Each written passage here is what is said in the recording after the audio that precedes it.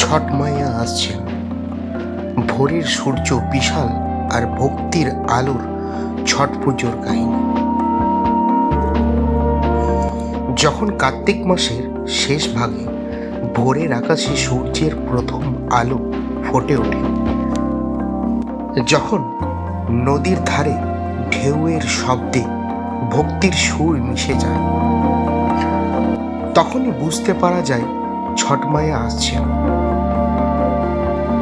এটা শুধু এক উৎসব নয়, এটা এক বিশ্বাস, এক আস্থা, এক প্রার্থনা, যেখানে মা, বোন, স্ত্রী, সন্তান সকলে একসঙ্গে সূর্যদেবের সামনে দাঁড়িয়ে কৃতজ্ঞতা জানায় জীবনের প্রতিটি আলোর জন্য।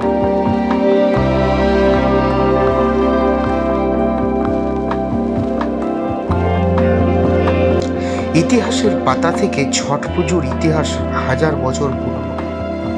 বলা হয় এই পুজোর উৎপত্তি বৈদিক যুগে, যখন মানুষ প্রকৃতির শক্তিকে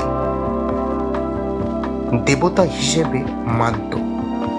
সূর্য, বায়ু, জল, অগ্নি, ভূমি, এই 5 মহাভূতের মধ্যে সূর্য ছিল সবচেয়ে গুরুত্বপূর্ণ। সূর্যদেব ছিলেন শক্তির প্রতীক, জীবনের উৎস, আর সেই সূর্যের আরাধনায় একসময় রূপ নেয় ছট পুজো নামে এই মহোৎসব।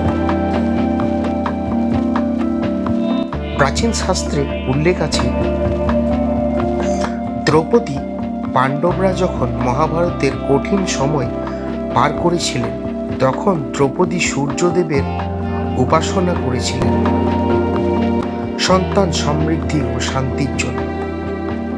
সেই বিশ্বাস থেকেই আজও অগণিত নারী এই পুজো করেন, সংসারের শান্তি, পরিবারের কল্যাণ আর জীবনের আলো কামনায়।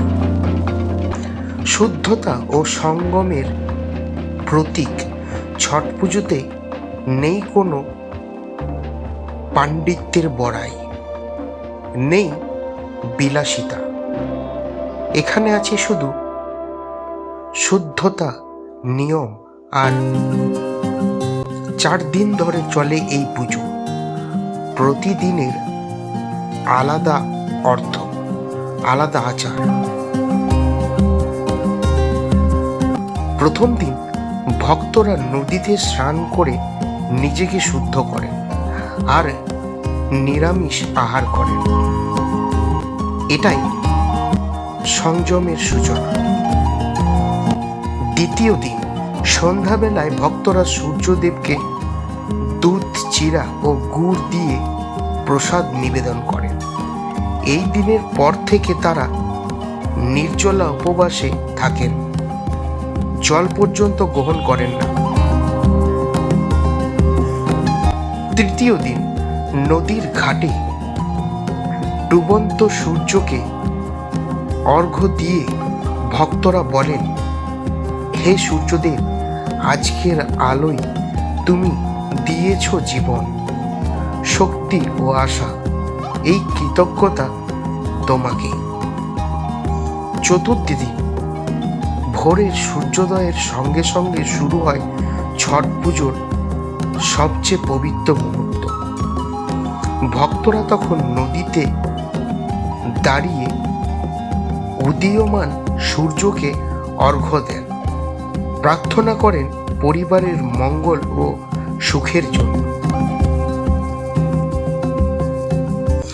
বিশ্বাসের মিলন এই পুজোর সূর্যদেবের সঙ্গে পূজা হলো ছট মাইয়ার, যিনি সূর্যদেব বোন বলে বিশ্বাস করা হয়। তিনি মা, যিনি সংসারের রক্ষা করেন, যিনি সন্তানের জন্য আশীর্বাদ দেন, যিনি বিপদে পথ দেখান।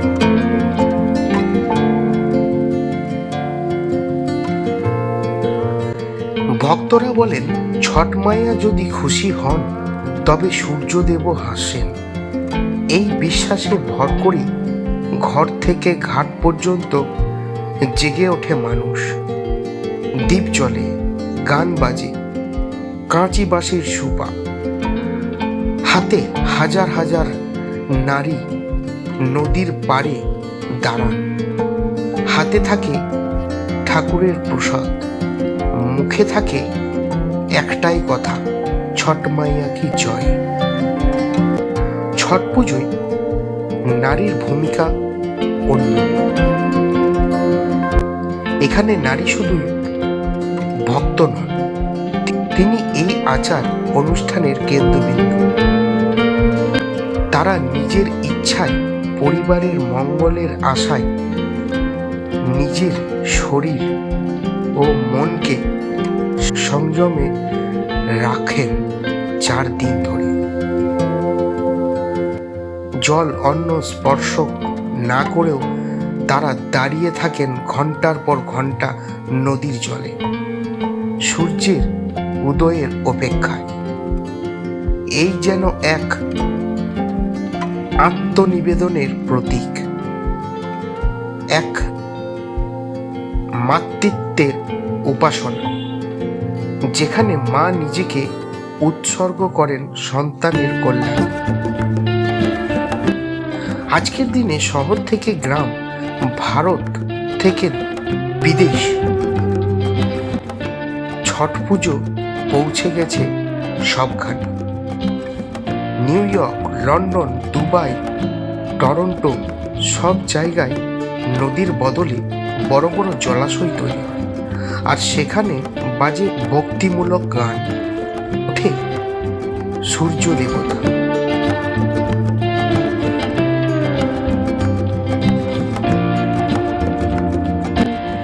সময় বদলেছে, জায়গা বদলেছে, কিন্তু বিশ্বাস বদলায়নি। ছট মায়ের শুদ্ধতার আলো জীবনের নতুন সূচনা। যখন ভোরের সূর্য উঠে আসে আর নদীর পাড়ে ভক্তরা অর্ঘ্য দেন, তখন মনে হয় যেন সূর্যদেব নিজেই বলছেন, তাদের বিশ্বাসই আমার শক্তি,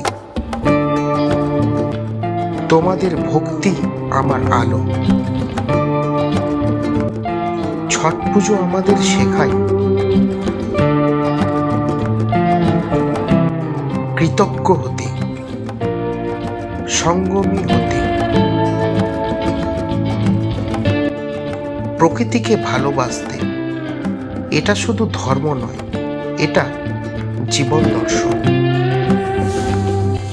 তাই আসুন এই ছট পুজোতে আমরা সবাই বলি, ছট মাইয়া কি জয়, আর প্রার্থনা করি আলো আসুক প্রতিটি ঘরে, প্রতিটি মনে, প্রতিটি জীবনে।